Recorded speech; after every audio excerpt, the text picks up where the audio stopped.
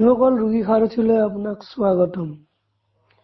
বন্ধুসকল আজি আপোনালোকক এনেকুৱা এটা মহাঔষধি বনৰ বিষয়ে কথা পাতিম যি আপোনাৰ বহু ধৰণৰ জটিল বেমাৰ দূৰ কৰাত আপোনাক সহায় কৰে।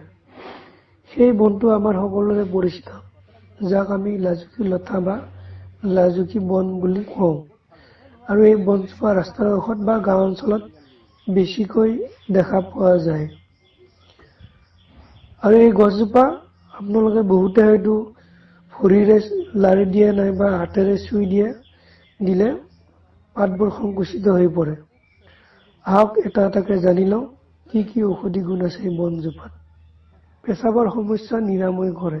যদি কাৰোবাৰ সঘনাই পেচাব হৈ থাকে তেতিয়াহ'লে ইয়াৰ পাত পানীৰ লগত পিহি লেপ বনাই নাভিৰ তলত লেপ দিলে বাৰে বাৰে পেচাব লগা সমস্যাৰ পৰা আৰাম পাব। নম্বৰ 2, তেজ হাগনি বন্ধ কৰে। তেজ হাগনিৰ সময়ত 3-4 গ্ৰাম এই গছৰ শিপা পটাত পিহি লৈ দৈৰ লগত মিহলাই খালে তেজ হাগনি বন্ধ হয়। নম্বৰ 3, চৰ্মৰোগ বা ছালৰ সংক্ৰমণৰ পৰা ৰক্ষা কৰে।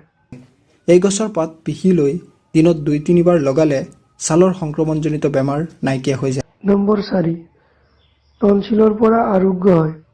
টনচিল হ'লে ইয়াৰ পাত পিহি ডিঙিৰ বাহিৰত থকা অংশ দুটাত লেপ দিলে আৰোগ্য হয়। নম্বৰ 5, গলু খোৱা ৰোগ নিৰাময় কৰে।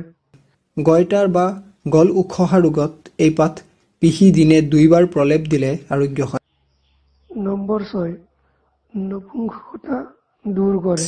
3-4টা ইলাচি, 2 গ্ৰাম লাজুকীৰ শিপা, 3 গ্ৰাম শিমলুৰ ছালৰ লগত তেঁতেলী গুড়ি কৰি এগিলাচ গাখীৰত মিহলাই ৰাতি শোৱাৰ আগত খালে নপুংসকতা বা ধ্বজভংগতা ভাল হয়। নম্বৰ 7, বৃক্কৰোগ নিৰাময় কৰে।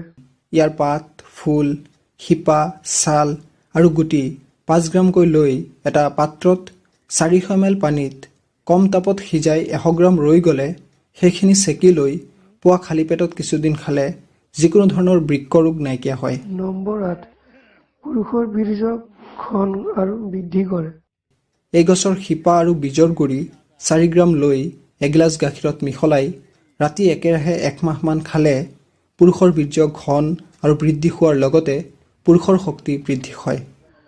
নম্বৰ 9, শাৰীৰিক শক্তি বৃদ্ধি কৰে।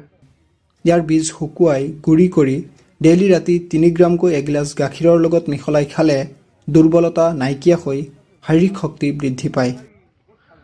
বন্ধুসকল আপোনালোকে এই ভিডিঅ'টো যদি ভাল লাগিল আপোনালোকে লাইক কৰিব, বেয়া লাগিলে ডিসলাইকো কৰিব পাৰে। আৰু আপোনালোকে যদি ভিডিঅ'টো ভাল পায় এই চেনেলটো সাবস্ক্ৰাইব কৰিব। ধন্যবাদ।